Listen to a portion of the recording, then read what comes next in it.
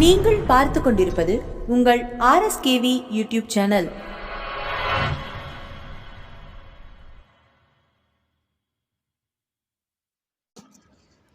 Income Tax Inspectors Exam 2022 Paper 4 Office Procedure.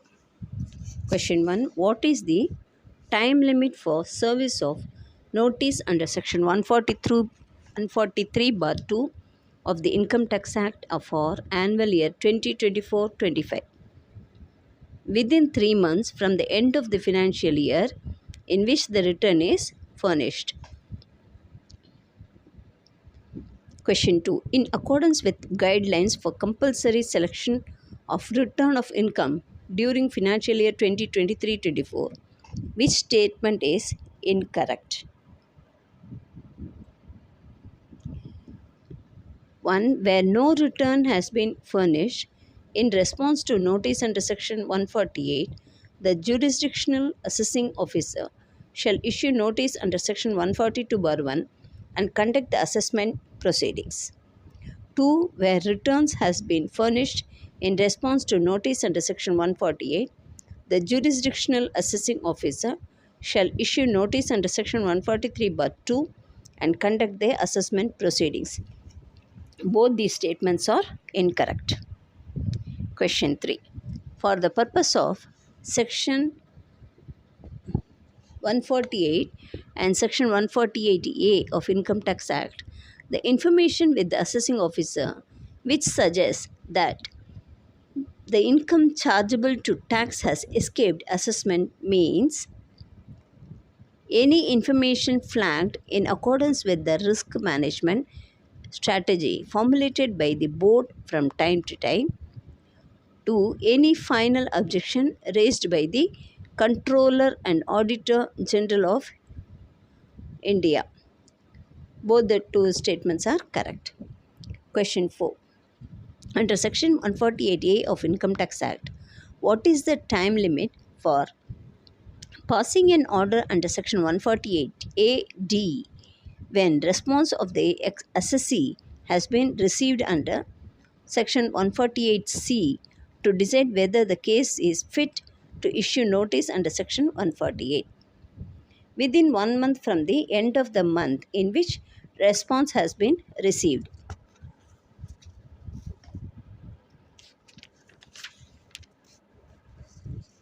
Question 5. Section 148 of Income Tax Act does not apply in which of the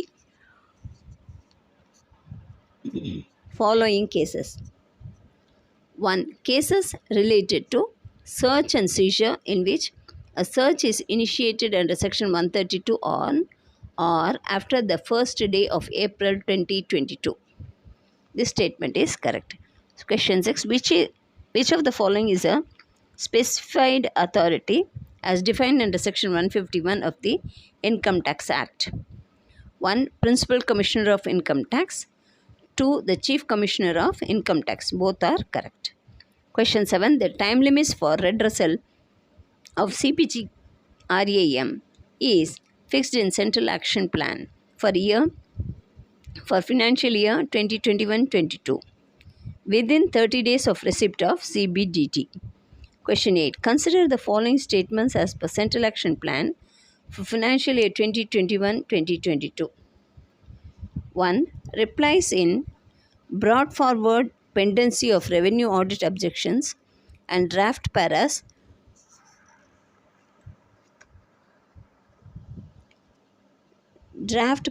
pending as on 1/4/2021 shall be sent by 31/12/2021. 2. Replies in revenue audit objections received after 1/4/2021 and where the audit objections have not been accepted shall be sent within 2 months of its receipt. Both are correct. Question 9. Following issues should be contested before appeal forums on merits notwithstanding that tax effect is less than the monetary limits specified in CBDT's instruction. 1. Where the constitutional validity of the provisions of an act or rule is under challenge, where an addition relates to undisclosed foreign income, where board's order notification instruction or circular has been held to be illegal or ultra vires. These three statements are correct. Question 10. Central Action Plan for Financial Year 2021-22 envisages following objectives for TDS units in relation with collection and reduction of arrear demand by AO TDS. 20% of short payment demand as on 1/4/2021, system generated by 31/3/2022. Question 11. Sanction of specified authority is not necessary for issue of notice under Section 148 or 148A of the Income Tax Act.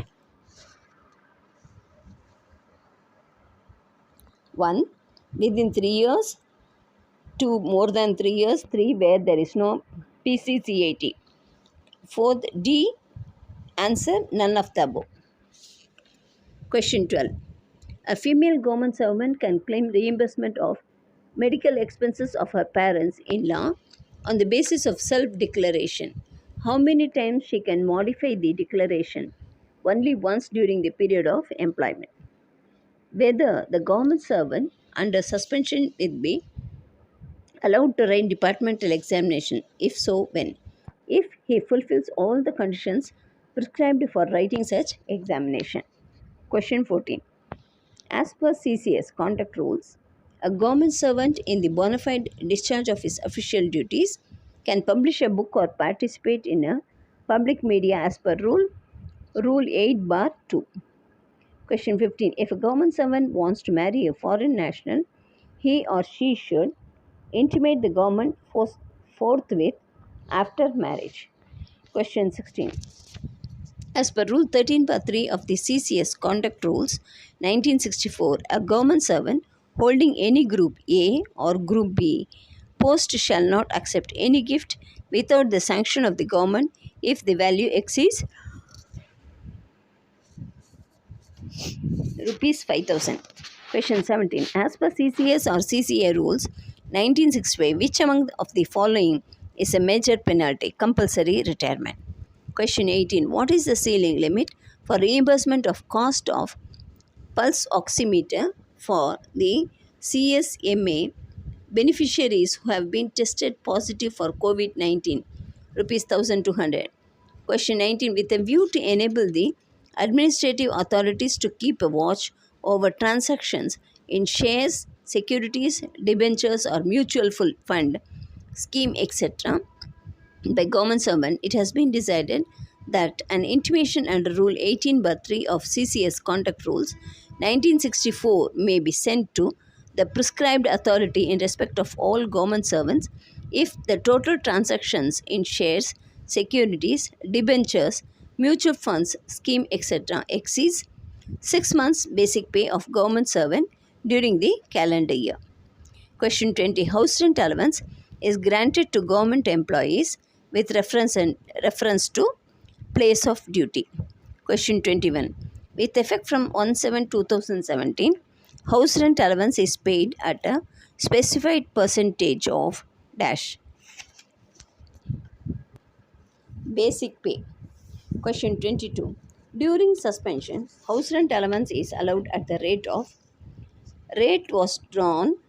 that was drawn before suspension for first 180 days, after that by furnishing certificate.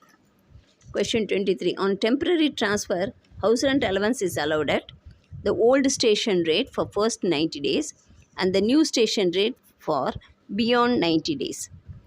Question 24. If husband and wife, both government employees, share a private accommodation on, both are allowed house rent allowance separately. True. Question 25. If a person is on medical leave, he can claim house rent allowance up to 8 months of leave with medical certificate. Question 26. If the child is admitted in the same class in another school, although the child has passed out the same class in previous school or in the mid-session, then how children education allowance is regulated? Child education allowance shall not be reimbursable. Question 27. What happens to the reimbursement of children education allowance, hostel subsidy if a child fails in a particular class. Reimbursement of children education allowance or hostel subsidy shall not be stopped. Question 28. The reimbursement of child education allowance or hostel subsidy can be claimed only for the two eldest surviving children.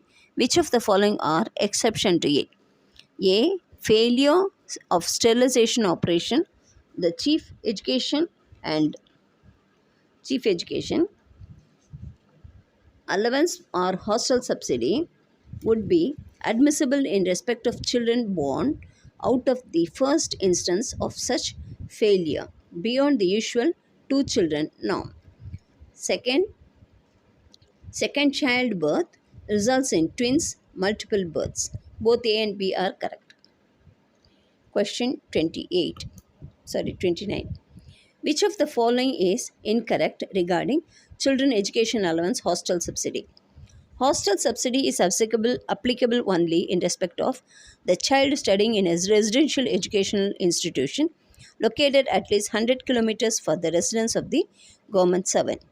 Question 30. If a government servant is entitled to leave travel concession to home tour, he can carry forward the leave travel concession to any place in India for a block of 4 years only. If he has carried forward the leave travel concession to hometown in respect of second block of 2 years within the block of 4 years. Question 31. If both the spouses are central government servants, then both husband and wife can claim concession separately for separate hometowns. Question 32.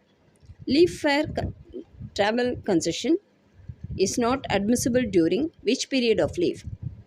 A. Study leave. B. Childcare leave. 3. Maternity leave. Answer D. None of the above. Note: LTC can be availed during CCL with effect from 3/4/2018. Question 33. Which of the following statement is correct? LTC is admissible even if the government servant is retiring in the first month of the block years, subject to complete the return journey before the date of retirement.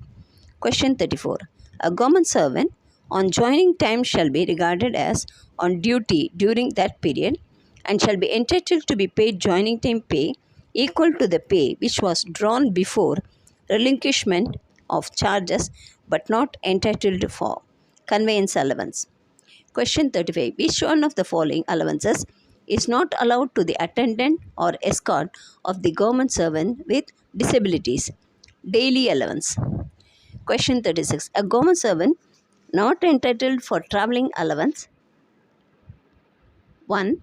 For obtaining fitness certificate. 2. For obtaining health certificate. 3. For appearing before a medical board. 4. For halts on the journey. All the 4 are correct. Question 37. With effect from 15/6/2021, the time limit for submission of claims for TA on retirement is 180 days. Question 38. If the definition of family for the purpose of travelling allowance on transfer, the necessary condition or conditions for other members of the family, not spouse, is are A. Residing with, B. Wholly dependent. Both A and B are correct. Question 39. An addition of the nature of pay to the emoluments of a post or of a government servant granted in consideration of the especially arduous nature of the duties or a specific addition to the work or responsibility is called special pay. Question 40. Please read the statements given below and then answer which of the option is correct. A. Statement A. Honorarium means a recurring or non-recurring payment granted to a government servant from the Consolidated Fund of India or the Consolidated Fund of a state or the Consolidated Fund of a union territory as remuneration for special work of an occasional or intermittent character. Statement B. Fee means a recurring or non-recurring payment to a government servant from a source other than the Consolidated Fund of India or the consolidated fund of a state, or the consolidated fund of a union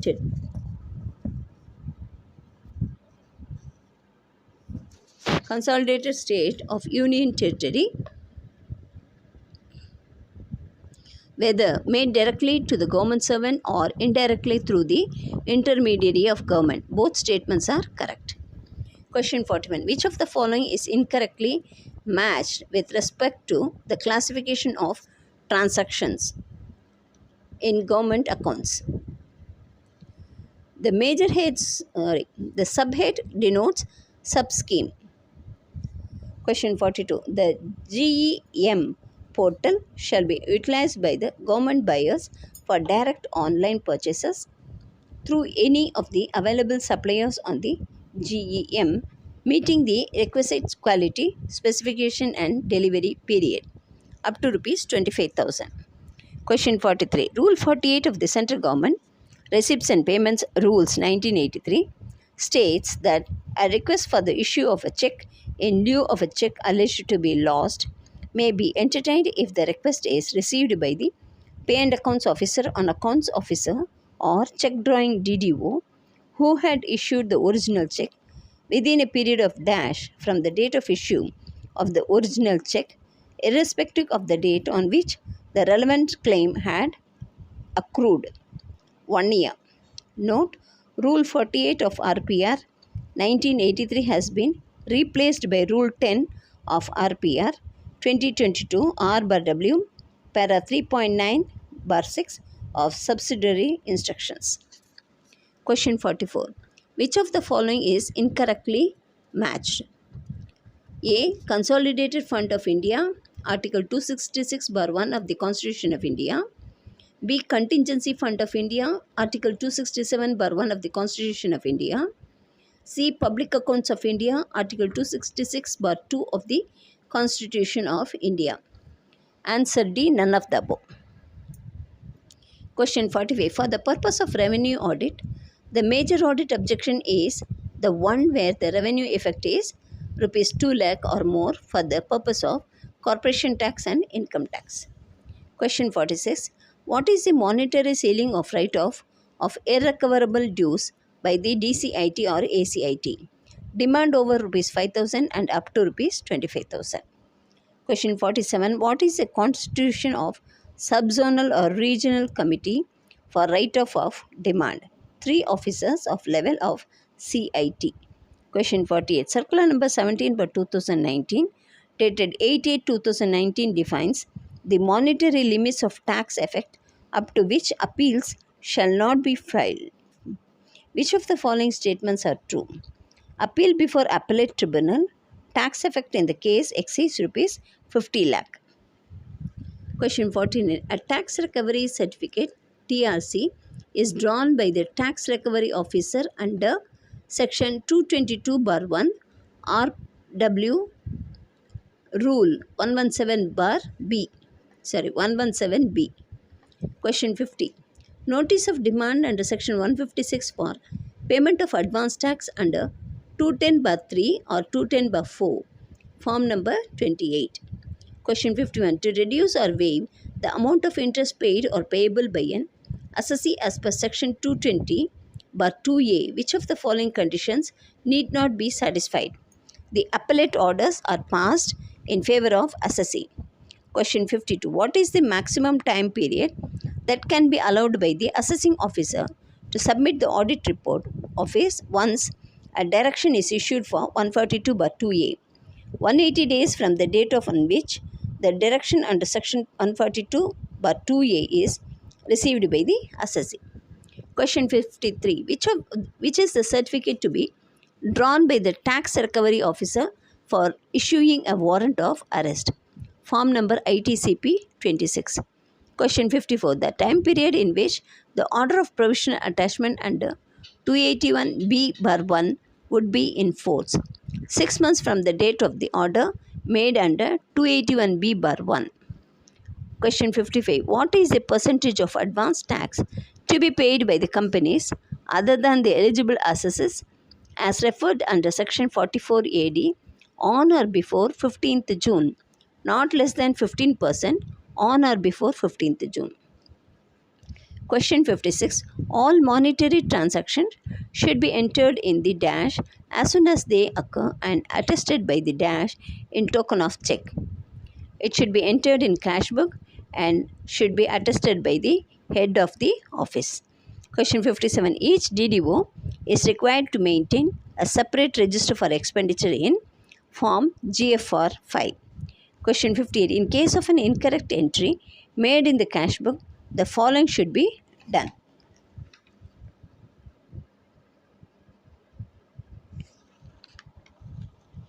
Cancel the entry by drawing the pen through it, inserting the correct entry in red pen between the lines. DDO should initial every corrected entry. DDO should date his initial on every corrected entry. Question 59. With regard to cash book, which of the following is incorrect? Cash book is maintained in form GAR3 or TR4. Then record of certificate of account should be on the first page of the cash book. All monetary transactions have to be entered in the cash book. The cash balance in the cash book should be verified every month. All the four statements are correct. Question 60. Which of the following is true with regard to the last pay certificate issued by the DDO? A. Issued on account of regular transfer. B. Issued on account of deputation. C. Issued on account of foreign posting or service. 4. Issued on account of loan basis transfer. All the above are correct. Question 61. Which of the following are correctly matched? Cash book GAR3, last pay certificate GAR2. Both are correct. Question 62. Annual increments, though sanctioned from first of the month, if first of the month happens to be a holiday prefixed to the leave from second, leave salary will be based on the pay with increment as a holiday. It treated as duty and increment is allowed. Question 63. A separate bill register is to be maintained for pay and allowances to staff and advances. The register should be reviewed and the result of review recorded. At the end of every month should be reviewed. Question 64. Mr. X, who is working in income tax office, dies on 12th of a month at 5 a.m. before opening of office. His pay and allowance will be drawn up to 12th of that month. Question 65. Read the following statements carefully. Physically handicapped employees are now entitled to transport allowance at double the normal prescribed rate. This statement is correct. Physically handicapped employees are also entitled to 20% more HRA than the normal prescribed rate. This statement is wrong. Question 66. Where the aggregate amount of money seized exceeds the aggregate of the amount required to meet the liabilities, government shall pay simple interest at the rate of dash percent per annum, 0.5%. Question 67. The person from whose custody any books of accounts or other documents are seized under Section 132(1) IT Act 1961 may make copies or take extracts therefrom in the presence of the authorized officer under Section dash IT Act 1961, Section 132(9). Question 68. The time limit for submission of Central Security Scrutiny Report of ITAT order by assessing officer is 33 days from the receipt of the order of CIT A by the principal CIT. Question 69. Effect to revision order under Section 263 or 264 of the Income Tax Act 1961 should be given within 3 months from the date of revision order passed by PCIT. Question 70. Scope of AO to conduct enquiry is in remand proceeding is limited to the extent of direction of CITA. Vice vice versa, vice versa fresh evidence admitted. Question 71. The audit memo can be generated for the following categories of objections raised: legal questions, B. Factual issues, C. Mixed issues. Answer D. All of the above. Question 72. Which of the following is correct when remedial action taken in response to the receipt audit objection is dismissed by the CITA? Compulsory filing of appeal before ITAT irrespective of the tax effect. Question 73. An individual spent lavishly during the wedding of his daughter and surveyed for verification of the pretentious display of wealth. The survey was conducted involving Section 133A bar 5. Question 74. The survey team is not authorized for the following: to administer oath while recording statement under Section 133A of the IT Act 1961. Question 75. Survey action under Section 133A can be converted into search action under Section 132 of Income Tax Act 1961 under which of the following conditions? For non-compliance during survey and non-compliance to summons under Section 131 bar 1I of the Income Tax Act 1961 during survey.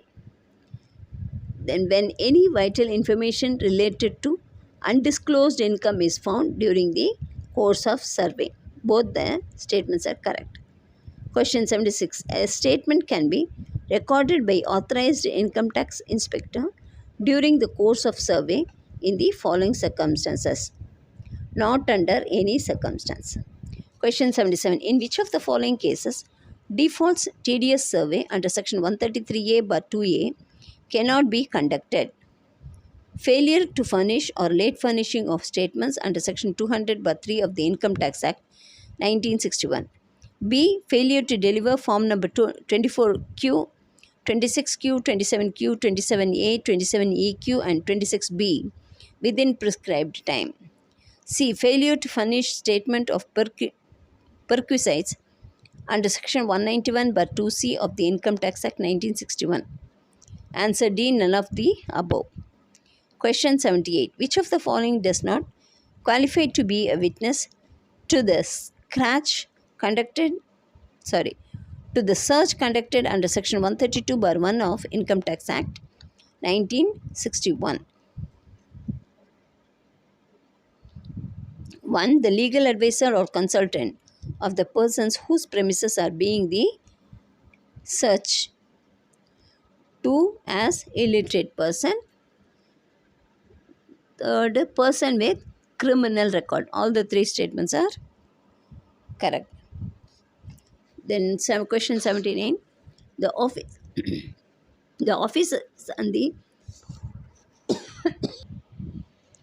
officers and staff eligible for reward as per reward guidelines of 2007 are as follows: the team processing and participating in search and seizure operation, the assessment unit during doing the search and seizure assessment. Question 80. Statement 1. Casual leave cannot be combined with regular leave. Statement 2. Special casual leave cannot be combined with regular leave.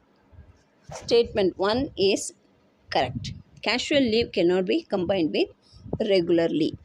Question 81. As per the leave rules, maximum period of maternity leave and paternity leave that can be granted is 180 days and 15 days. 180 days is maternity leave. Paternity leave 15 days. Question 82. Definition of child in pension matters includes son under 25 years of age and unmarried daughter under 25 years of age of the government servant. Question 83. According to CCS, Pension Rules 1972. 1. The date of death shall be treated as a working day. 2. The day on which a government servant retires or is retired or is discharged or is allowed to resign from service as the case may be shall be treated as his last working day. Both the statements are true. Question 84. In case of missing person, the family pension can be started after dash of lodging of missing person FIR 6 months. Question 85. What is the maximum period of leave of any kind which can be allowed to a government servant for a continuous period of 5 years? Question 86. Which leave encashment can be sanctioned to a government servant on his superannuation while under suspension? Leave encashment can be sanctioned with certain conditions. Question 87. As per the CCS leave rules 1972, which one is not a type of leave? Casual leave. Question 88. If an employee reports 2 hours late to the office without any reasonable cause, which of the following leave may be deducted from his leave account? Half day casual leave. Question 89. In case of leave not due, which of the following statement is incorrect? Leave not due shall be debited against the earned leave. The government servant may earn subsequently. Question 90. Every nomination made and every notice of cancellation given by a subscriber under GPF CS rules 1960 shall, to the extent that it is the valid, take effect on the date on which it is received by the accounts officer. Question 91. As per the CCS pension rules 1972, emoluments for the purpose of pension includes 1. Last basic pay, and 2.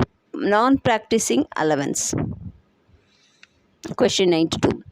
Please read the following statement in respect of eligibility to retirement gratuity. The maximum of rupees 20 lakhs can be paid as retirement gratuity to retiring government servant. Then emoluments for calculation of retirement gratuity includes dearness allowance. Question 93. Withholding of refunds as applicable in section 241A of the Act can be executed after reasons or recorded in writing and with the prior approval of the Principal Commissioner or Commissioner of Income Tax. Question 94. The total assessed on record is reflected in which of the following report? CAP2 report. Question 95. Which of the following types of budgets consists of the Government of India's revenue receipts and the expenditure that is met using the said revenue budget? Question 96. How is the interest on refund calculated as per section 244A of the Income Tax Act 1961? In respect of the assessee who is entitled to receive interest on amounts paid by way of self-assessment tax. Interest is payable at 0.5% per month or part of the month from the date of furnishing of return of income or the payment of tax, whichever is later, to the date on which the refund is granted. Question 97. Which of the following is true regarding the provisions of section 244A(1)(a) of the Act? Section 244A(1)(a) provides that where a refund arises out of appeal, effect being delayed beyond the time prescribed under section 153(5), the assessee shall be entitled to receive additional interest or in addition to the interest under section 244A(1) and interest at 3% per annum for the period beginning from the last date following the date of expiry of the time allowed under section 153(5) to the date on which the refund is granted. This statement is true. Then question 98. Net collectible demand as reflected in column number 10 of the CAP1 report is the difference of total demand for collection at the end of the month and demand difficult to recover. Then question 19. Which of the following forms part of the disputed demand as reflected in column 11 of the report 1. One report, CAP 1 report. One demand locked in appeal before the CITA and the ITAT. Question 100. Which of the following is false? The timelines for disposal for different categories of assessments are not laid down in the Central Action Plan.